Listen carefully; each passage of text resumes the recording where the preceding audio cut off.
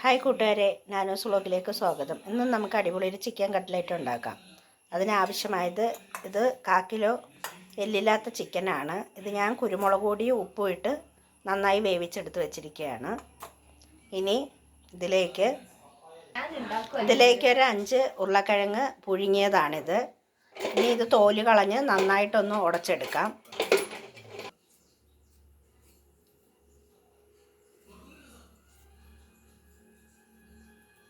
കുക്കറിൽ വെച്ചൊരു 2 വിസിൽ അടിച്ചാൽ മതി. ഉരുളക്കിഴങ്ങ് ഈ ഒരു രീതിയിൽ കിട്ടും.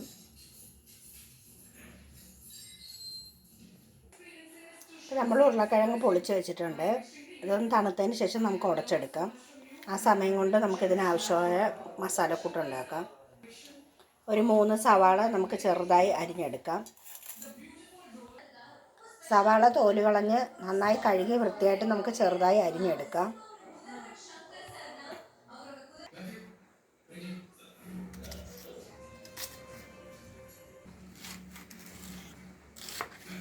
നല്ല ചെറുതായി അരിഞ്ഞെടുക്കുക. ചോക്കറുണ്ടെങ്കിൽ ചോക്കറിലിട്ടൊന്ന് ഇതാക്കിയാലും മതി.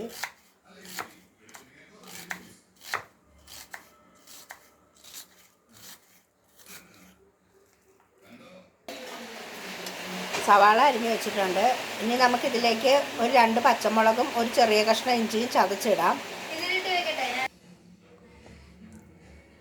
ഇഞ്ചിയും പച്ചമുളകും നന്നായി ഒന്ന് ചതച്ചെടുത്ത് വയ്ക്കാം. ഇനി നമുക്ക് ചട്ടി അടുപ്പത്ത് വെച്ച് സവാള വഴറ്റിയെടുക്കാം. ചട്ടി അടുപ്പത്ത് വെച്ച് നന്നായി ചൂടായതിന് ശേഷം അതിലേക്ക് 1 ടേബിൾ സ്പൂണോ 1.5 ടേബിൾ സ്പൂൺ എണ്ണ ഒഴിച്ച് കൊടുക്കുക. ചൂടായതിന് ശേഷം സവാള ഇട്ട് കൊടുക്കാം.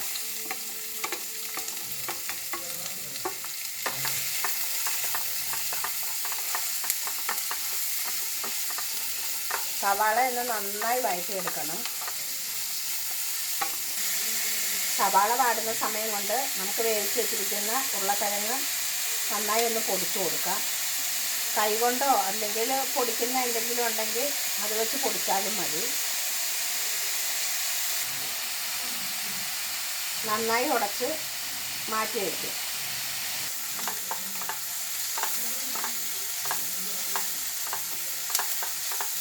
ഒരുവിധം വാടിയതിന് ശേഷം നമുക്ക് ചതച്ച് വെച്ചിരിക്കുന്ന പച്ചമുളകും ഇഞ്ചി ഇട്ട് കൊടുക്കാം. ഇതിലേക്ക് നമുക്ക് കുറച്ച് ഉപ്പിട്ട് കൊടുക്കാം. ഉരുളക്കിഴങ്ങ് നമ്മൾ ഉപ്പിട്ടല്ലല്ലോ വേവിച്ചത്, അപ്പോൾ നമുക്ക് കുറച്ച് ഉപ്പിട്ട് കൊടുക്കാം. ചിക്കനിൽ ഞാൻ കുറച്ച് ഉപ്പിട്ടിട്ടാണ് വേവിച്ചിരിക്കുന്നത്, അതുകൊണ്ട് വളരെ കുറച്ച് ഉപ്പിട്ട് കൊടുത്താൽ മതി. ഈ വേവിച്ച് വെച്ചിരിക്കുന്ന ചിക്കൻ നമുക്കൊന്ന് ചതച്ചെടുക്കാം. മിക്സിയുടെ ജാറിലിട്ടൊന്ന് ചതച്ചാൽ മതിയാകും. ഇപ്പോൾ നമ്മുടെ ചിക്കൻ ചതച്ചെടുത്തിട്ടുണ്ട്. ഈ ഒരു പരുവത്തിൽ ചതച്ചെടുക്കുക. ഇപ്പോൾ നമ്മുടെ സവാള ഏകദേശം ആയിട്ടുണ്ട്. അതിലേക്ക് നമുക്ക് ഈ ചിക്കനും കൂടി ഇട്ട് കൊടുക്കാം. നന്നായി ഒന്ന് വഴറ്റിയെടുക്കാം. ഇതിലേക്ക് നമുക്ക് ഒരു 1/4 ടേബിൾ സ്പൂൺ കുരുമുളക് പൊടി ഇട്ട് കൊടുക്കാം.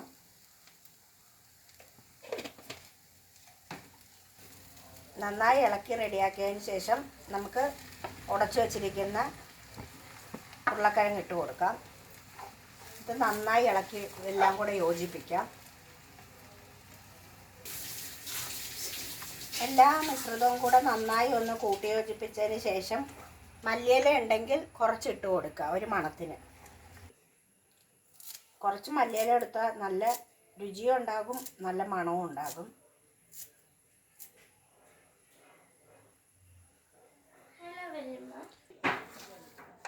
എല്ലാം കൂടെ നന്നായി കൂട്ടി യോജിപ്പിച്ചതിന് ശേഷം പാകത്തിന് ഉപ്പുണ്ടോ എന്ന് നോക്കിയതിന് ശേഷം അടുപ്പ് ഓഫ് ചെയ്യാം. ഇനി നമുക്ക് റസ്കോ അല്ലെങ്കിൽ ബ്രെഡോ ഉണ്ടെങ്കിൽ ഞാനിപ്പോൾ ഒരു 6 റസ്ക്കാണ് എടുത്തിരിക്കുന്നത്. ഇത് നന്നായിട്ടൊന്ന് പൊടിച്ചെടുക്കാം. ഇതിന് റസ്കിന് പകരം ബ്രെഡാണെങ്കിൽ നന്നായിരിക്കും. ഇപ്പോൾ റസ്ക് നമ്മൾ പൊടിച്ച് വെച്ചിട്ടുണ്ട്. ഇനി നമുക്കൊരു 3 മുട്ട അടിച്ച് പതപ്പിച്ചെടുക്കാം. നമ്മുടെ മുട്ട അടിച്ച് പതപ്പിച്ച് വെച്ചിട്ടുണ്ട്. റസ്ക് പൊടിയുണ്ട്. ഇനി നമുക്കിത് എങ്ങനെയാണ് ഉണ്ടാക്കുന്നതെന്ന് നോക്കാം. നമുക്ക് ചെറുതായിട്ട് ഓരോ ഉരുള എടുത്ത്, ഞാനിവിടെ ഇപ്പോൾ ഒരു കുപ്പിയുടെ അടപ്പാണ് എടുത്തിരിക്കുന്നത്, അതിലേക്ക് വെച്ച് ഒന്ന് ഷേപ്പാക്കി, കൈകൊണ്ട് ഷേപ്പാക്കാൻ അറിയുന്നവർ കൈകൊണ്ടാക്കാം, അല്ലെങ്കിൽ കട്ട്ലേറ്റ് ഉണ്ടാക്കുന്ന അച്ച് കിട്ടും, അത് വാങ്ങിയാൽ മതി. ഇതുപോലെ ആക്കിയിട്ട് കയ്യിൽ വെച്ച് കമത്തി ഒന്ന് തട്ടിക്കൊടുത്താൽ ഇതേ ഷേപ്പിൽ കിട്ടും. ഇങ്ങനെ നമുക്കൊരു 5-6 ഇതുപോലെ ഉണ്ടാക്കി വെക്കാം. ഇതുപോലെ നമുക്കൊരു കുറച്ചുണ്ടാക്കി വെച്ചിട്ട് ചട്ടി അടുപ്പത്ത് വെച്ച് നന്നായി ചൂടായതിന് ശേഷം എണ്ണ ഒഴിച്ചു കൊടുക്കാം.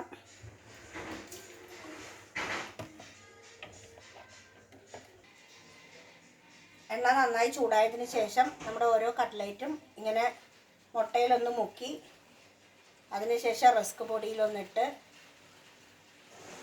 ഒന്ന് പുരട്ടിയെടുത്തതിന് ശേഷം എണ്ണയിലേക്ക് ഇട്ട് കൊടുക്കുക.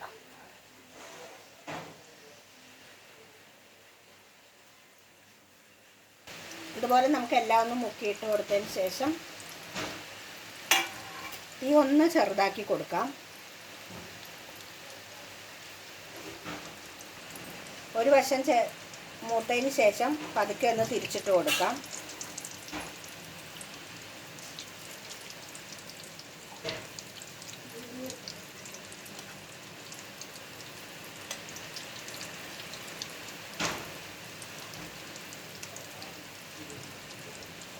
മറുവശം ഒന്ന് നന്നായി മൂപ്പിച്ചെടുക്കാം. നമുക്ക് തിരിച്ച് മറിച്ചിട്ട് നന്നായി മൂപ്പിച്ചതിന് ശേഷം നമുക്ക് എണ്ണയിൽ നിന്ന് കോരിയെടുക്കാം.